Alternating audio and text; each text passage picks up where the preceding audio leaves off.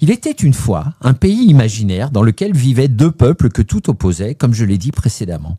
Il y avait d'abord les complotistes, voilà, qu'on peut voir, qui étaient très peu nombreux et dont la caractéristique principale était de douter de tout et de se méfier de toutes les personnes occupant un poste d'autorité. Les politiciens, les journalistes, les médecins, les juges, la police, etc. Et il y avait les cons tout court, Ah ouais. qui étaient beaucoup plus nombreux et qui, eux, étaient à l'exact opposé des complotistes, puisqu'ils acceptaient tout ce qu'on leur disait sans broncher. Voici donc un complotiste. Donc, alors, on pouvait facilement le repérer grâce à son sourcil levé pendant que l'autre était froncé, typique d'une personne qui s'interroge.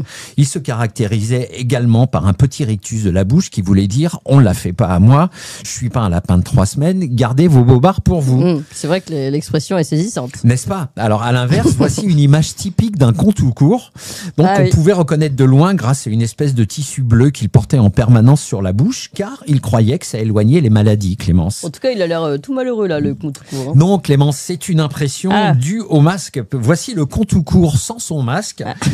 Vous voyez, moi, je dirais pas malheureux, je dirais benet. Oui. Voilà, je continue mon histoire. Donc, dans ce pays, les complotistes et les cons tout court passaient leur temps à s'affronter sur tous les sujets, car ils n'étaient d'accord sur rien.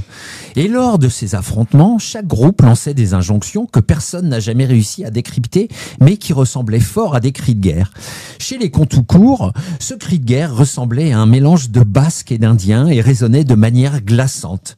Ils ont dit à la télé. Ah, c'est en effet terrifiant comme cri de guerre. Et alors, que répondaient les complotistes en face ? Alors, les complotistes n'étaient effectivement pas en reste, et au cri de guerre des cons tout court, ils répondaient en hurlant cette ancienne qui semblait venir tout droit des dialectes gaéliques des anciens druides. Fais tes propres recherches. Personne n'a jamais su ce qu'il voulait dire par là, mais les batailles entre les complotistes et les cons tout court et leurs hurlements, ils ont dit à la télé, fais tes propres recherches, était un spectacle effroyable. Et les occasions ne manquaient pas de s'écharper. Chez les complotistes, dès qu'une innovation apparaissait, c'était forcément un outil de contrôle des populations. Ils se méfiaient de tout et mettaient tout en doute. Chez les cons tout court, en revanche, chaque nouveauté était accueillie avec des hurlements de joie.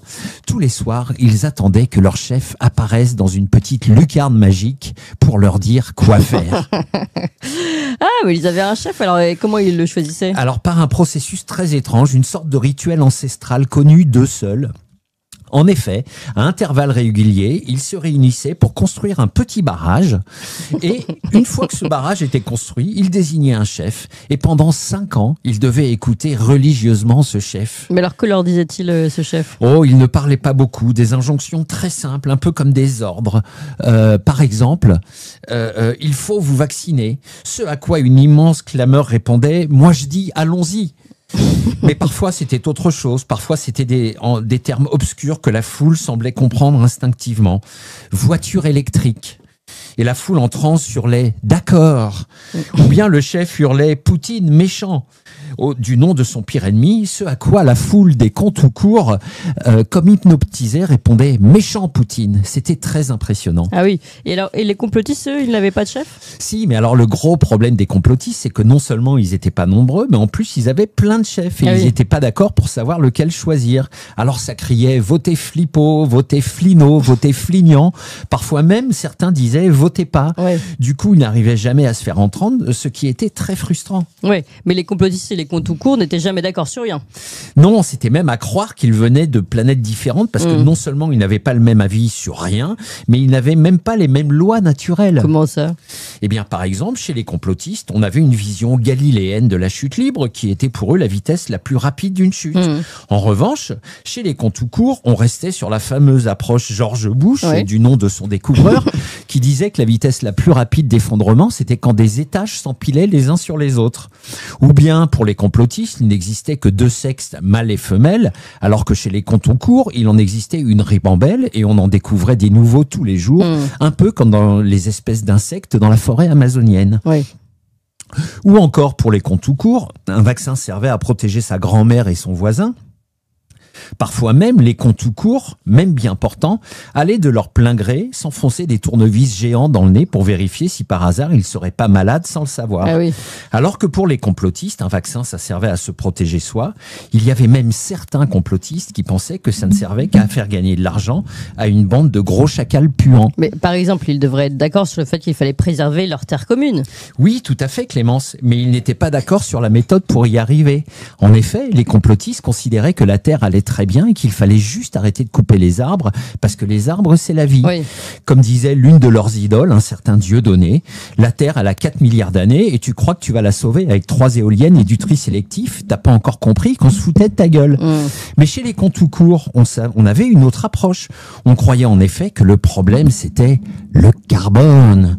Alors, pour y remédier et soulager la Terre, les cons tout court faisaient de la trottinette électrique, comme on peut le voir, avec un casque, un masque, un sac à dos et leurs petites fesses toutes serrées pour pouvoir tenir sur la trottinette afin de sauver la Terre. C'est vrai que c'est vraiment important de faire serrer.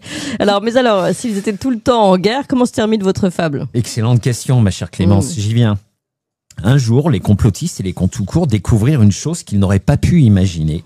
Il existait dans leur pays un troisième groupe de personnes, encore moins nombreux que les complotistes, et dont personne ne soupçonnait l'existence. Mais alors, comment s'appelait ce groupe? Les grosses putes, comme on peut le voir. Oula. Et ce groupe était composé de gens très méchants et très pervers qui passaient leur temps à l'air, monter les complotistes contre les cons tout court et vice-versa. Et pendant que les complotistes et les cons tout court s'écharpaient, les grosses putes volaient tout l'argent des deux groupes et allaient le cacher dans des endroits secrets et inviolables. Oui, mais alors que se passa-t-il lorsque les complotistes et les cons tout court découvrirent là les grosses putes? Eh bien, ils décidèrent de s'unir et ce faisant, ils réalisèrent qu'ils étaient 100 000 fois plus nombreux et 100 000 fois plus forts que les grosses putes. Alors, grâce à cette force nouvellement découverte, ils chassèrent pour toujours les grosses putes et ils reprirent leur destin en main. Mais c'est beau, j'en ai presque les larmes aux yeux. Alors attendez avant de pleurer, Clémence, j'ai presque fini. Lorsqu'ils eurent repris leur destin en main, ils réalisèrent qu'ils n'étaient plus ni complotistes ni cons tout court. Alors ils décidèrent de changer de nom et ils s'appelèrent d'un nom qu'ils avaient oublié depuis longtemps parce qu'ils croyaient que c'était un gros mot et qui était pourtant une évidence, les compatriotes. Et de ce jour, ils vécurent heureux et eurent beaucoup d'enfants. Merci au bon tweet pour cette très jolie fable et à la semaine prochaine.